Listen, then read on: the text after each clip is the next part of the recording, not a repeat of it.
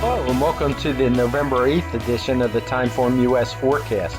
I'm Craig Milkowski, the Chief Figuremaker at TimeformUS, and I'll be going solo today. My usual podcast partner, David Aragona, has some additional duties he has to perform today with the Veterans Day card being run at Aqueduct on Monday, so he's unable to join us. I do want to give a shout out to our veterans. I hope you have a wonderful Veterans Day. I am one of those as well. I'm a retired Air Force guy, as is my wife. I have a daughter who's in the military currently, so always a big supporter of the military here.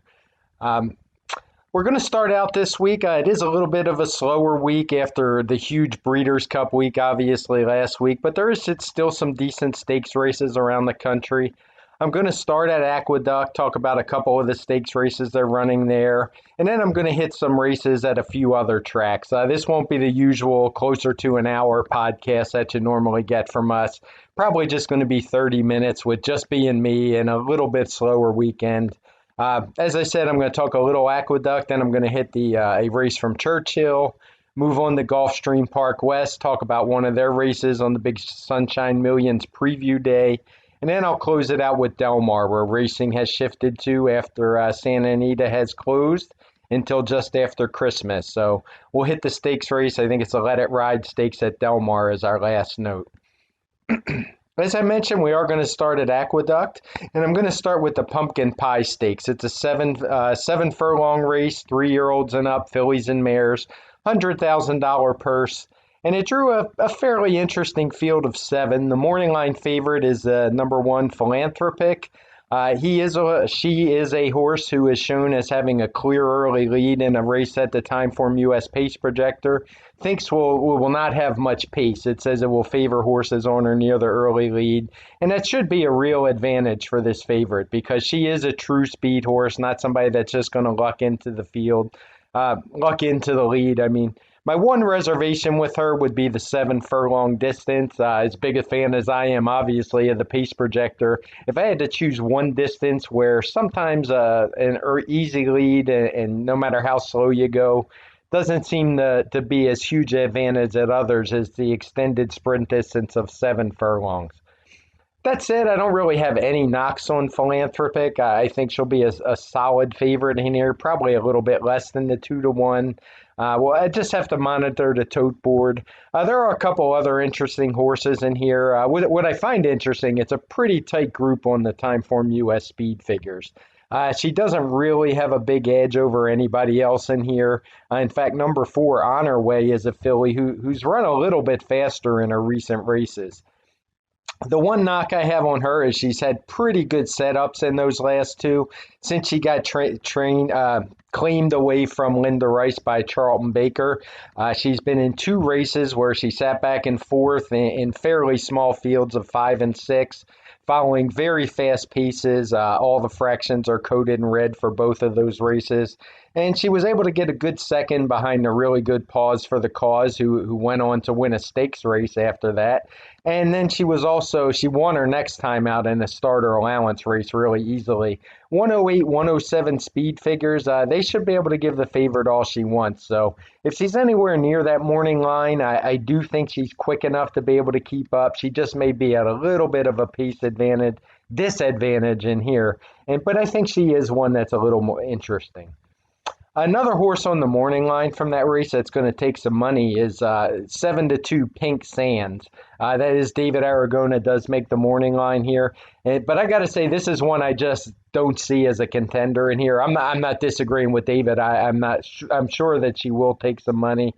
Trained by Shug McGay, ridden by Jose Ortiz. This one's not going to go off at a big price. But this is a turnback. She's been routing quite a bit lately. She's been in routes that feature slow paces. So I just don't see her being able to cut back in distance without much of a fast pace in this race. I do prefer horses on the turnback to be ones that have been facing fast paces in the routes, a little bit closer up to the lead. So if I was against one horse in here, it would probably be Pink Sands. There's a couple others in here that have some strong support based on the morning line. Number 7, Majestic Reason, is the 5-2 second choice, trained by Graham Motion. She's another, just not a whole lot of tactical speed, but she does fit on the speed figures. She consistently runs over 100, right around that 105 range. So no real knocks on her other than, again, she may be the one in closest attendance to the early leader. I just don't know that we're going to get a lot of value out of her. The last filly I'm going to talk about in here is Saguaro Row. It's a 6-horse tabbed at 4-1 on the morning line. And again, this is a horse that just doesn't have much early speed at all, particularly of late. The one time she raced up close to the lead, she was able to run a decent second, but she's just been in a race with a lot of slow paces. She hasn't had a lot of wins. She's lost her last 4 times. She did have a couple wins in a row before that, but I just think, again, this is one at a pace disadvantage. So the ones that interest me the most in here are the favorite Philanthropic, 2-1 on the morning line, and On Her Way, that 4-horse, who, as I said, has had the benefit of a couple nice trips, but there's no reason she won't get one in here. I think she has enough tactical speed to stay a little closer than she has in her last couple, and if she's anywhere near that morning line, she's one that I would perhaps give a little shout out to. The next race at Aqueduct on the card is the 8th race. It's the very next race, and it is the Artie Schiller Stakes. It's for 3-year-olds and up, being run on the turf. I believe it's on the main turf, not the outer turf, but always best to check your conditions at Equibase or at DRF, and just make sure on those. Our PPs at TimeformUS, of course, will tell you where they are. And this is a horse I'm not going to go into a whole lot of detail in here because I did cover it for our DRF show Out of the Gate. If you want to see all the details of this race and how I went about handicapping, tune into Out of the Gate. It's a good show. I cover races around the country, several contributors of that. I'll just make a quick note. This race has the looks of a complete pace battle up front. When you have horses like Guido and you have Voodoo Song in here and there's some other speeds, it's really kind of hard to picture anything but a fast pace setup. So again, see Out of the Gate for my full analysis on this race, and enjoy the rest of the show as well. Yeah, some really good handicappers on there. It does vary from week to week. I'm not sure who's on this week, but it's always worth a watch. And you do get some graphics from our TimeformUS PPs as well. The next race at Aqueduct, the 9th race, so they are running 3 stakes in a row, is the 6-furlong Atlantic Beach Stakes. It's for 2-year-olds, and it's on the turf course. This one is the pace projector at TimeformUS is showing they expect a fast pace. I would definitely agree with that.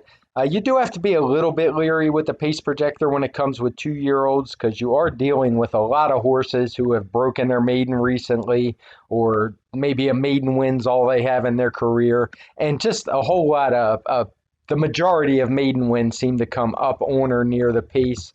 A lot of times these horses are in against fields that they overmatch, so maybe they're up closer than they would be against better fields like we see here.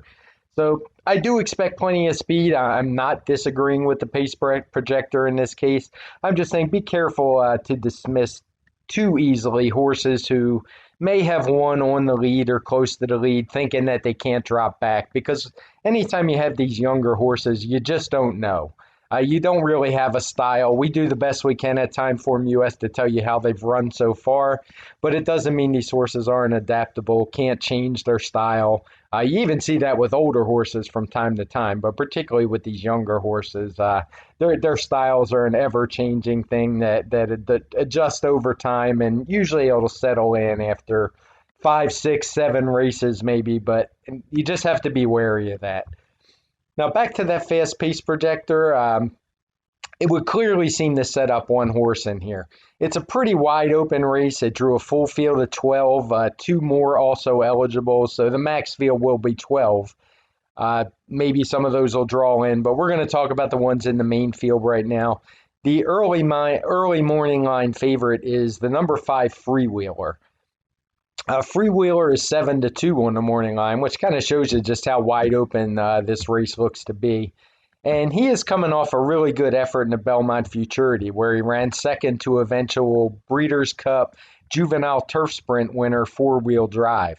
He was 3 lengths behind that one that day, but as we saw, that's no knock on him, as that one's very good now, undefeated in 3 starts. He did get a 93 speed figure that day, which is okay. It doesn't tower over this field or anything, but it's not the strongest field. And given the projected pace setup, I do think he is probably the horse to beat in here.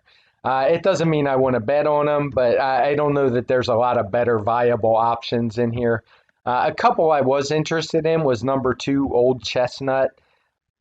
If you watch Old Chestnut's last race at Keeneland, it was just a weird trip. For a horse who's shown nothing but speed, he broke a little bit slowly. A horse from the outside kind of took the lead and forced his hand from the rail. And it looked like his jockey just got a little cautious, took back, and then he wound up getting shuffled back. Had a little bit of run late, but had nowhere to go in the lane. So at 12-1 price, I wouldn't blame anybody for taking a shot with Old Chestnut. Again, the reservation for me is the pace in here. There's plenty other speed. His wins have come at shorter distances. This is a 6 furlong distance where it's most definitely tougher to win on the lead than it is at 5 furlongs, which is what he won at Keeneland, or not at Keeneland, in his two initial races at Woodbine. He then lost at Keeneland going 5.5. Like I said, I would put a line through that. At 12-1, he had a 98 speed figure 2 times back, so I wouldn't blame anyone for taking a shot. You just have to be leery with all the other speed in here if he's really going to be able to make the lead and have that advantage he did the first time out. The only other horse I would mention in here because of the fast pace is number 9, Axiomo. He's a little bit lacking on the speed figure area compared to some of his rivals. He ran an 89 back at Keeneland in that same race that I was already talking about. He ran third, beating 2.5 lengths to Kamari. Kamari was the filly who ran very well in the Breeders' Cup Juvenile Turf Sprint. She wasn't able to get the win that day, but she wasn't disgraced by any means. And the main point I like about Axiomo is, for one, he's getting blinkers, so he should be able to show maybe a little bit more early speed.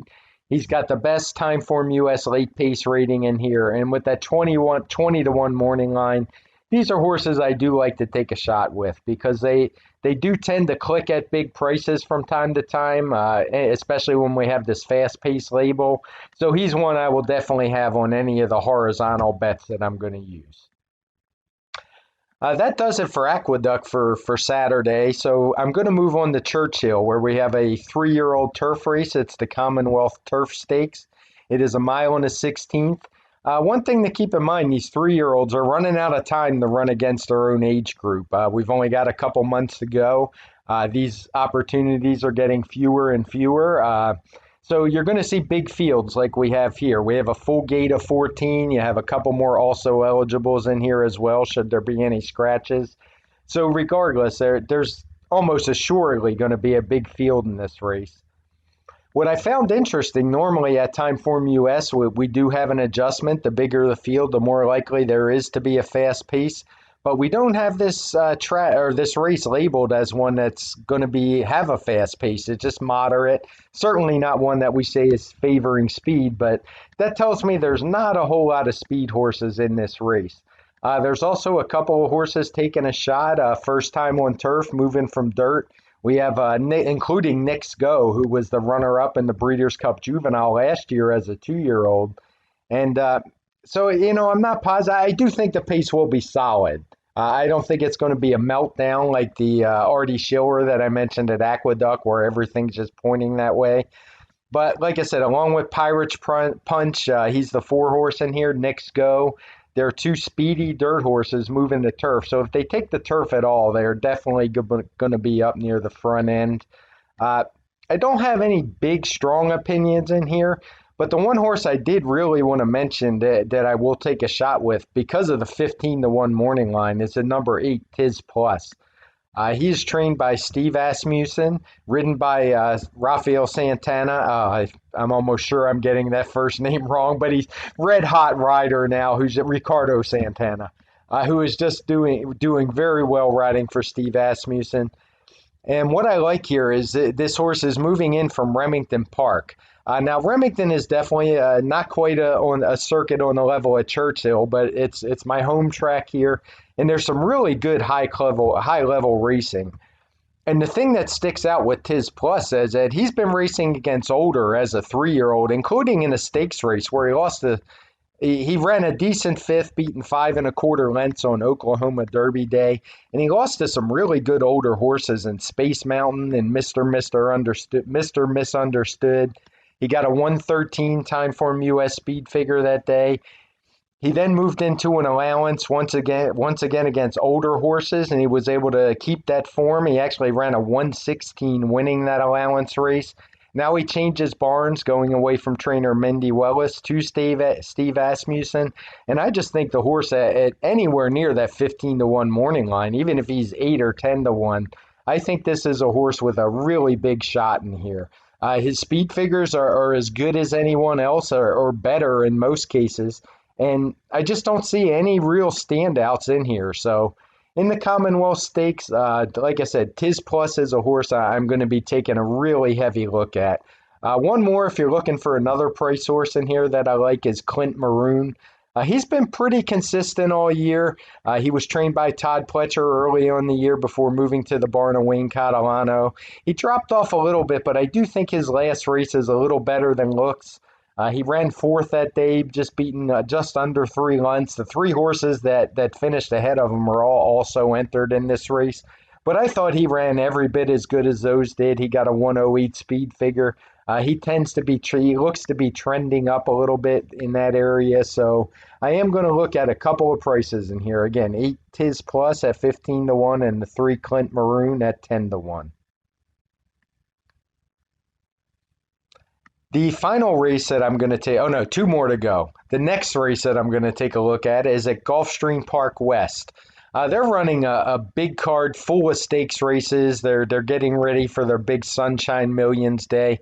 So almost all of the races on this 11-horse card, I believe 9 of the 11, are preview races for that Sunshine Millions, kind of prep races, if you will. So even if you're betting these races, if you're not, they're definitely going to be races you want to watch and analyze, because a whole bunch of these horses are going to run back on that card. It's going to be a big betting day, big full fields, I would imagine. So definitely pay attention to this one. I didn't see a lot of races that stuck out at me as ones I wanted to bet in here. The one race that did catch my eye a little bit was the Million Sprint Preview. I tend to really watch the older horses in here for Millions Day.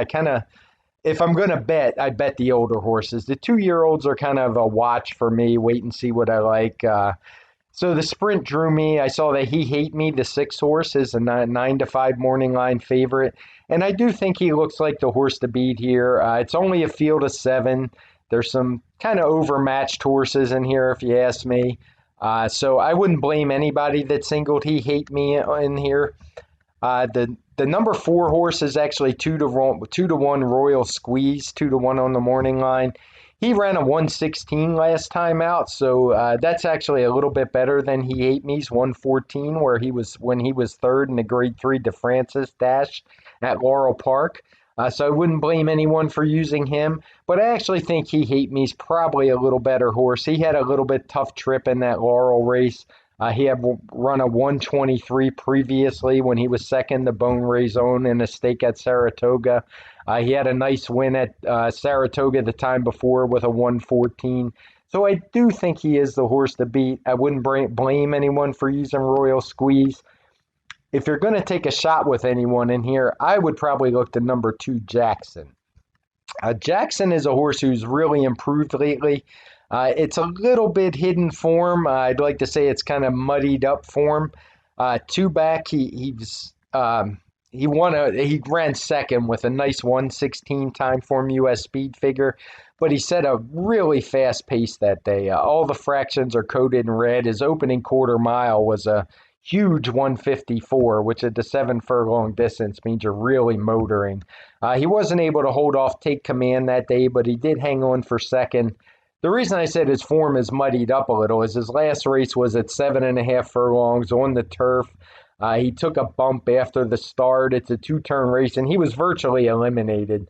The pace was really quick that day, and for a speed horse like him to have a problem at the start, he just couldn't make up the ground. He kind of made a middle move to get a little bit closer before the jockey just kind of wrapped up on him. So if I were going to take a shot against He Hate Me, I don't blame people if they want to use Royal Squeeze, but Jackson is probably the one I would go with. Finally, we're going to go to the Del Mar area. As I said earlier, racing is moving away from Santa Anita to Del Mar until later in the year. I do think they go to Los Al before they go to Santa Anita, but you guys probably know better about that than I do. And the race I'm going to take a look at Del Mar is the Let It Ride Stakes. I'm sure most horse players are familiar with Let It Ride, probably one of the top three horse racing movies out there, particularly if you like a comedy. But the Let It Ride drew a field of six. It's being run at the turf. This is once again one of those 3-year-old stakes. I am surprised that they can get a little bigger field. As I said, considering 3-year-olds are running out of time when they can face just their own age group and not have to step in against older. Not to be too chalky here, but I'll start with the number 5 horse, Bob and Jackie. I think Bob and Jackie, he is the morning line favorite at 5-2. He is actually the horse that I like in here. He's 5-2 on the morning line. He's been off for a while. If you look at our preview page at TimeformUS, he has the lowest TimeformUS spotlight figure, but there's a pretty good reason for that. He's been off just about a year now. I believe his last race was in December of last year. His layoff line shows 316 days away. So you have to have a little faith in the trainer to have him ready. One thing I want to caution people on, I'm sure most people are aware of this, but this horse hasn't raced since he was a 2-year-old. So if you believe this horse is going to come back in form and ready to go, as I clearly do, since I already said he's my top choice, you don't really want to bet him thinking he's going to run a 101 TimeformUS speed figure. You have to be expecting some major improvement.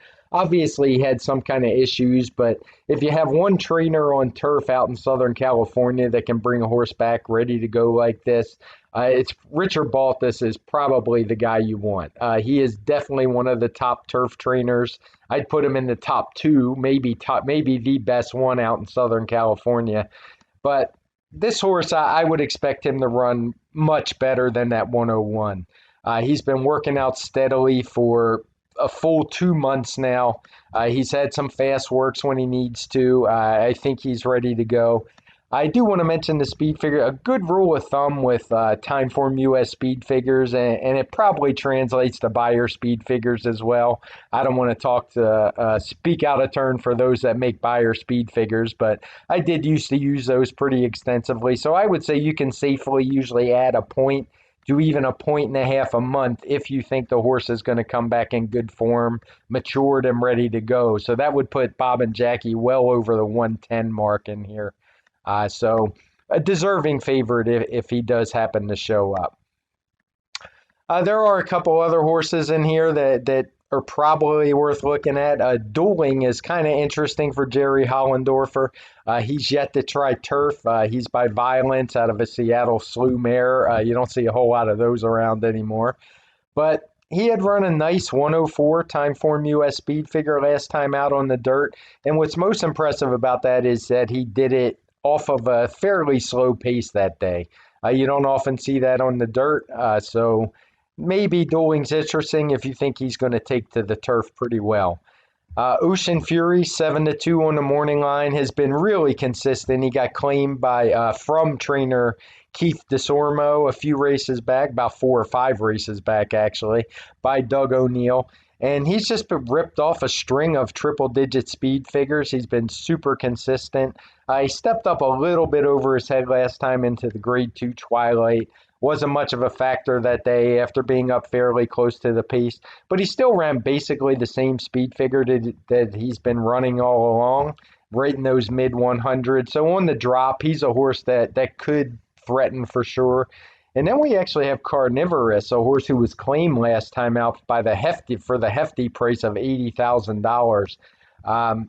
They're being a bit ambitious, I think, jumping him right up into a stakes race. He did run a nice 110 TimeformUS speed figure last time. It was at that new 5.5 furlong distance on the turf, so in time at Santa Anita. So in TimeformUS PPs, you'll notice we have a little, we call it the question mark system. It has a Z saying that this is the Z means it's the first time. We don't really have a baseline to make pace figures for this race because it's such a new distance, but we did a final time number. His was a 107. He's dropping quite a bit of weight, 6 pounds. So if you use that adjustment, it shows up as 110. So he actually has a very competitive speed figure in this group. He's run similar going long. I'm just not sure he's ready to handle this hike up in class, moving out of the Doug O'Neill barn. Doug O'Neill's a great trainer.